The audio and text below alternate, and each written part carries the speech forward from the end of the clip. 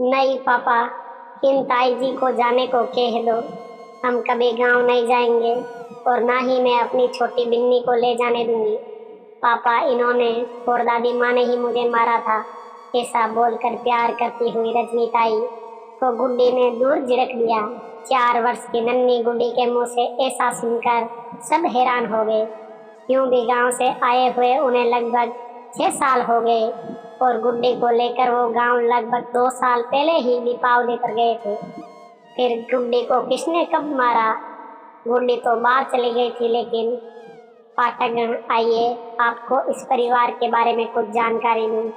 गांव में रजत चौधरी, गुड्डी के दादाजी, बहुत ही प्रभावशाली और अमीर व्यक्ति थे।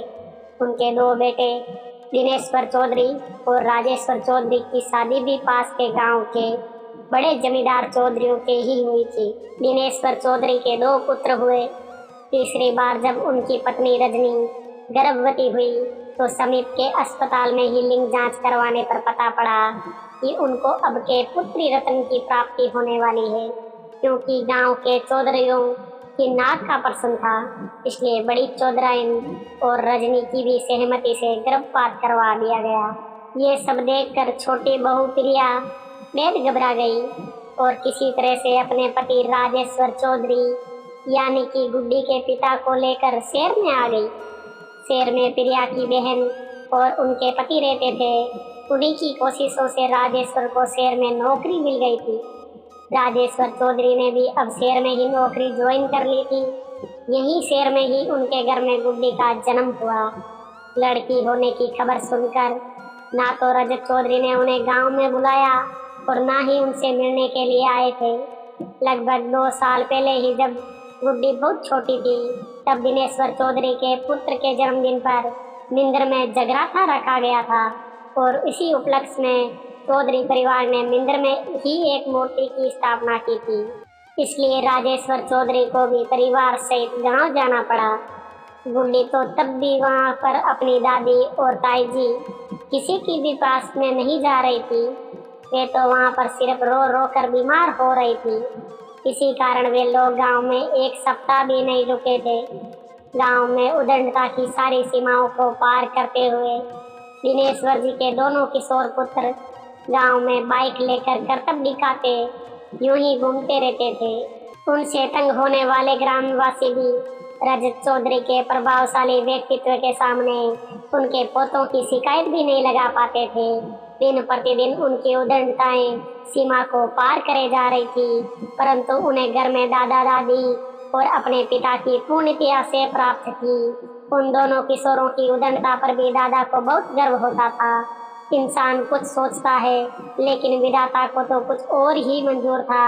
लगभग 6 महीने पहले जब वे दोनों किशोर गांव के पास रेलवे क्रॉसिंग पर बाइक से अपने करतब दिखा रहे थे, तो मालूम नहीं कैसे अचानक से द्रुतगामी रेल आ गई और वे दोनों किशोरों और बाइक को रौंदते हुए उन दोनों की जीवन लीला को समाप्त कर गई। उनके जीवन के साथ रजत चौधरी के घर की रोशनी भी चली गई थी। जंगल की आग के जैसे जब ये खबर पूरे गांव में पहुंची, जिस किसी ने भी ये खबर सुनी वे बहुत दुखी हुआ। प्रिया और राजेश्वर भी ये खबर सुनकर गुड्डी को शहर में ही रहने वाली अपनी मौसी के पास यानी कि प्रिया की बहन छोड़कर गांव गई थी। पूरे गांव में मातम पसरा हुआ था।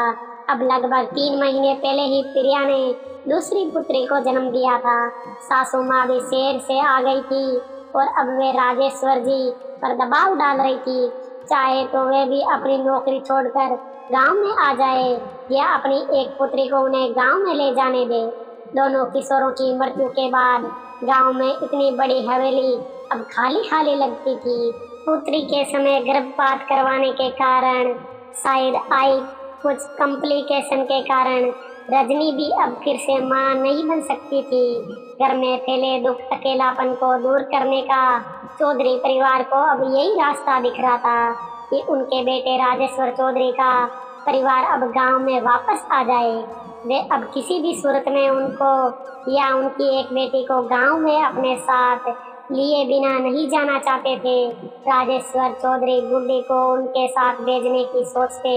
इससे पहले ही गुड्डी गुस्से में भरी चिल्लाती हुई आई और बोली, पापा इन लोगों को यहाँ से जाने को कह दो, इन लोगों ने ही मुझे मारा था, ये लड़कियों को मार देते हैं, मैं अपनी छोटी बिन्नी को भी नहीं ले जाने दूंगी, ये दोनों इसे भी मार देंगी। रोती रोती गुड्डी रजनी ताई और सासू माँ को ढकियाती जा रही थी।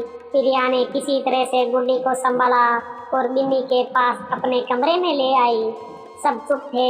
रजनी और सासू माँ को याद आ रहा था कि वे समय जब लिंग जांच करवाने के पश्चात उन्होंने डॉक्टर के मना करने के बावजूद भी कि अब काफी समय हो चुका है, गर्भ में बच्चा अब काफी बड़ा हो चुका है, अब गर्भपात करवाना खतरे से खाली नहीं होगा। ये सुनकर भी किसी की ना सुनते हुए उन्होंने गर्भपात करवा कर ही दम लिया। उस समय की आई हुई किसी कॉम्प्लिकेशन के कारण ही रजनी भाभी मां ने बन सकी। तो क्या गुड्डी वही बेटी है? ऐसा भी तो हो सकता है कि जब गुड्डी उनके साथ गांव गई थी तब उन लोगों के व्यवहार में गुड्डी को कुछ लगा हो जो वे भूल नहीं पाई। पर पाठकगण, ये किस्सा सोचने में डरावना तो जरूर है, लेकिन ये भी नितांत सत्य ही है कि कुछ भी बुरा करो ये तो मानना ही पड़ेगा कि वे सब परमात्मा की नज़र से नहीं छिप सकता और फल हमेशा मिलता ही है।